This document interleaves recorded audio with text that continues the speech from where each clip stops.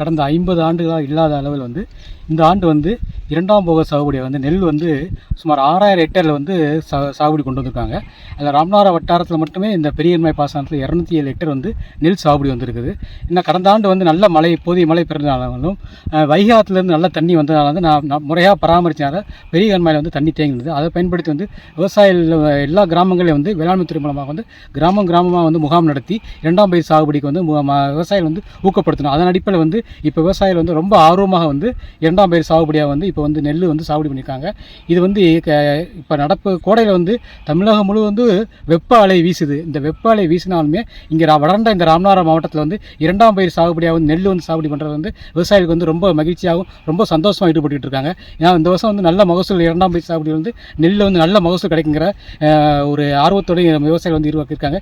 இதுக்கு முன்னாடி விவசாயிகளுக்கு வந்து நாங்கள் வேளாண்துறை மூலமாக வந்து முகாம்கள் நடத்தி இரண்டாம் பயிர் சாகுபடி செய்வதற்கு வந்து விதைநிறுத்தி முறை வந்து பின்சை நிறுத்தி வரைக்கும் அனைத்து விதமான தொழில்நுட்பங்கள் வந்து விவசாயிக்கு எடுத்து சொல்லியிருக்கோம். இப்போ வந்து தொடர்ந்து வந்து விவசாயிகளுக்கு வந்து கலப்பணியில் ஈடுபட்டு அப்பப்போ வந்து விவசாயிகளுக்கு வந்து நாங்கள் வந்து விழிப்புணர்வு ஏற்படுத்தும் மாதிரி தொழில்நுட்பங்கள் எடுத்து சொல்லிட்டு இருக்கோம். ஏன்னா இந்த வருஷம் வந்து நல்ல மகசூல் இருக்குங்கிறாங்க, எதிர்பார்க்குறோம். வைகை பாசனத்தினுடைய ஒரு விவசாயி சுமார் 50 ஆண்டு காலத்துக்கு பிறகு போன ஆண்டில் நல்ல பருவமழை பெய்தது.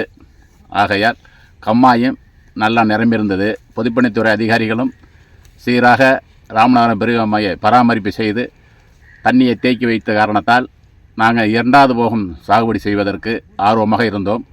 அதே சமயத்தில் ராமநாதபுரம் இணை இயக்குனர் அலுவலர் அவர்கள் எங்களுடைய கிராமத்திற்கு வந்து கூட்டம் போட்டு நீங்கள் அந்த தரிசனமாக போடாமல் மறுபடியும் பயிர் செய்யலாமே அப்படின்னு சொன்னாங்க. எங்களுடைய ஆடு மாடுடைய தொந்தரவு இருக்குன்னு சொன்னோம். அதற்கு நான் பார்த்துக்கிறேன், நீங்கள் பயிர் ஒட்டுமொத்தமாக செய்யுங்க அப்படின்னு.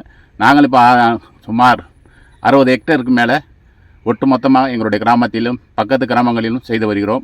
பயிரும் நல்ல நிலையில் இருக்கிறது. அதிகாரிகளும் எங்களுக்கு நல்ல ஒத்துழைப்பு கொடுக்கிறார்கள். பொதுப்பணித்துறை அதிகாரிகளும் எங்களுக்கு ஒத்துழைப்பு கொடுக்கிறார்கள். ஆகையால் 50 ஆண்டுகளுக்கு பிறகு இப்போ தான் நாங்கள் இரண்டாவது போகம் இந்த வறட்சியான ராமநாதபுரம் மாவட்டத்தில் வறட்சியான பகுதியில் இரண்டாம் போகம் சாகுபடி பண்ணுறது எங்களுக்கு ரொம்ப சந்தோஷமாக இருக்கிறது. செய்திகளை உடனுக்குடனும் துல்லியமாகவும் தெரிந்து கொள்ள சப்ஸ்கிரைப் பண்ணுங்க.